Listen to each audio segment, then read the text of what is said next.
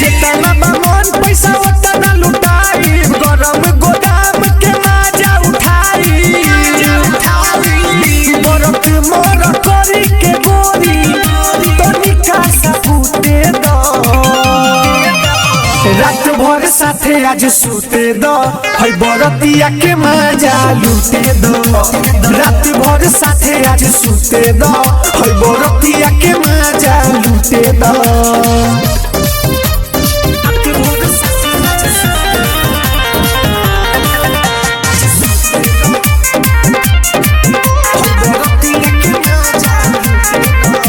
बैठ के कबू लब के तैका तैका मजा दे द गोरी हो सबके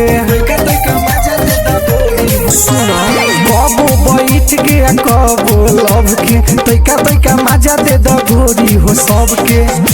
बानी गोर माइल लाली ओठावा के चूसे द रात भर साथे आज सूते दो है बरतिया के मजा लूटे दो रात भर साथे आज सूते दो है बरतिया के मजा लूटे दो।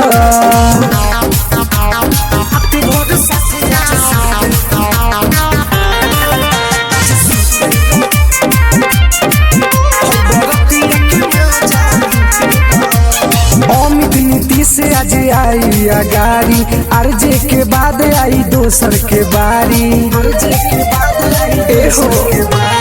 अमित नीति से आई सबसे आगारी आरजे के बाद आई दोसर के बारी हईलो नमरिया घंगरिया अंगुरिया पउठे द रात भर साथे आज सूते दो है बरतिया के मजा लूटे दो रात भर साथे आज सूते दो है बरतिया के मजा लूटे दो।